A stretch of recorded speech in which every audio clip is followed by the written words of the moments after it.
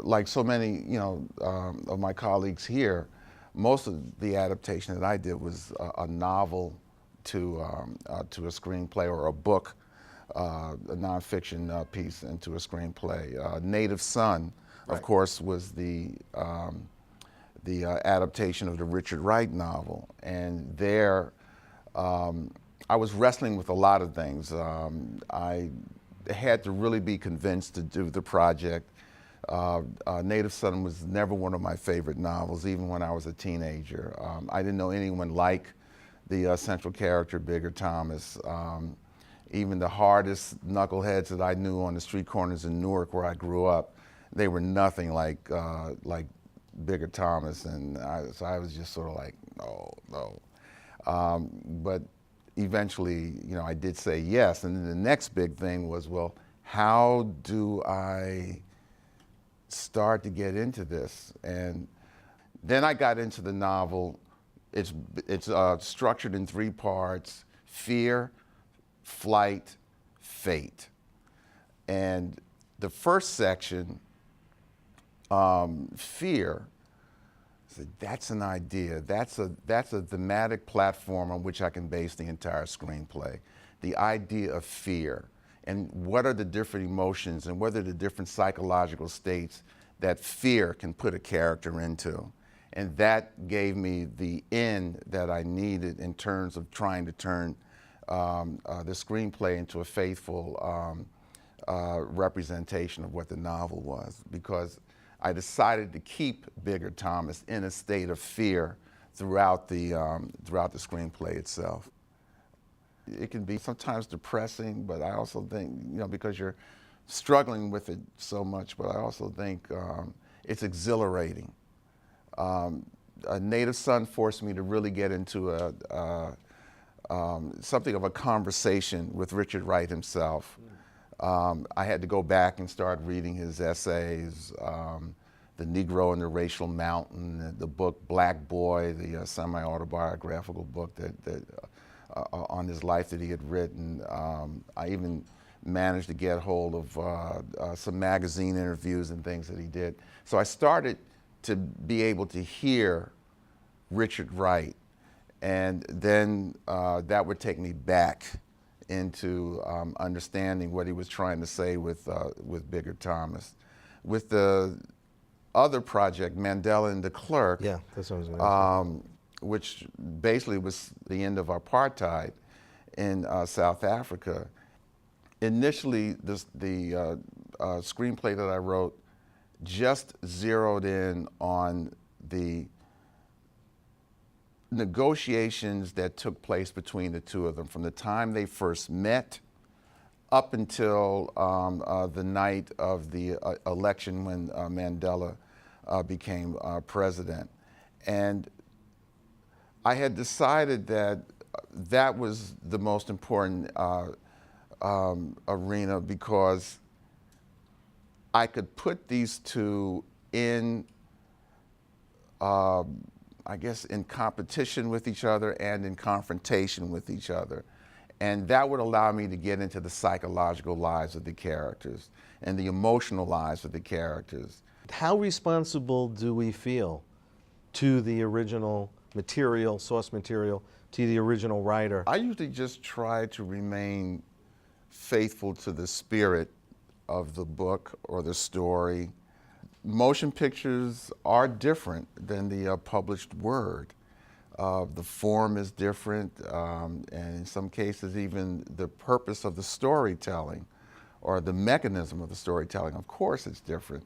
So there are going to be those, perhaps even necessary moments of betrayal that's there. But I think as long as you're trying to hold fast to the spirit of the story itself, as long as you feel that you have in your heart a clear understanding of what the original intent of the story was and what the intent of the storytellers who are responsible for this motion picture, what their intent is, and if you can reconcile those, then fine. You're going to have to make changes. They're going to be, necessary. But what you don't want to do is take on an assignment and then deliberately go out and just, I'm just going to do whatever the hell I want, and I'm just going to, and you just go out and you just totally trash Right. the source material. As a playwright,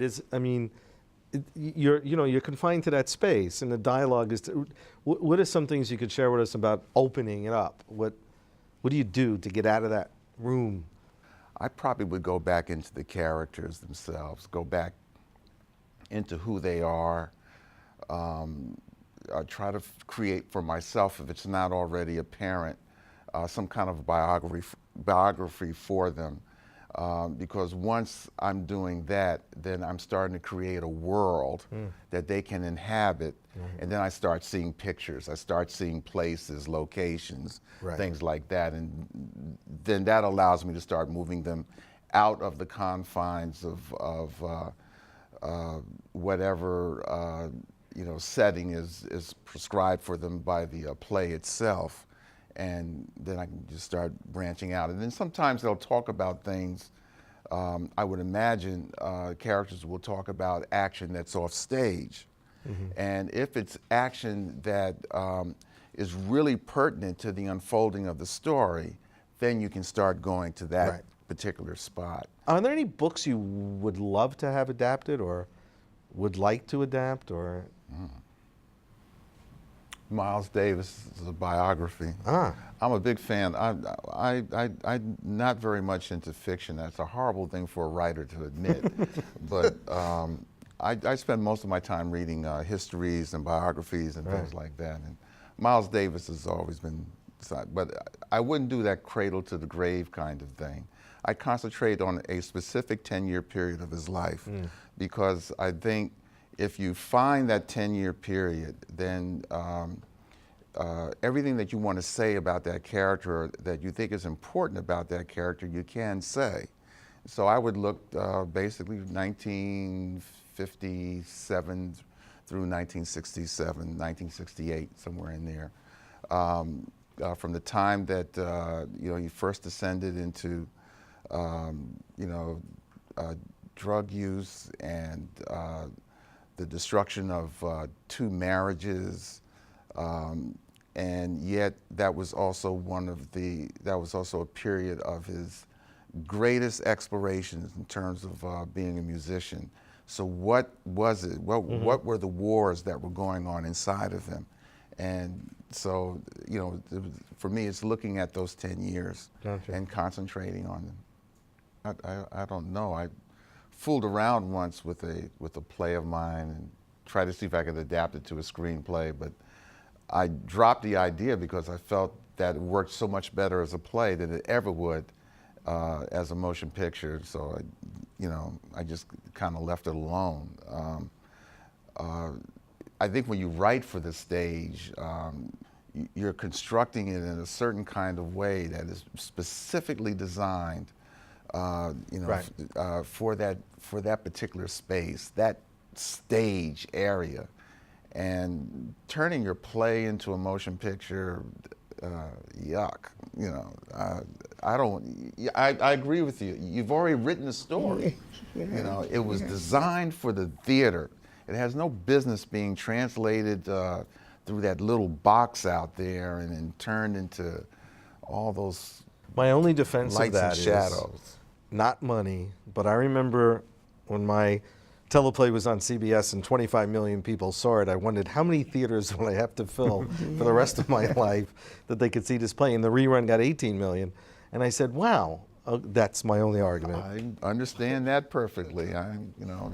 But there are times when I am, when I am gripping the 19th century with both hands, and I'm not letting go.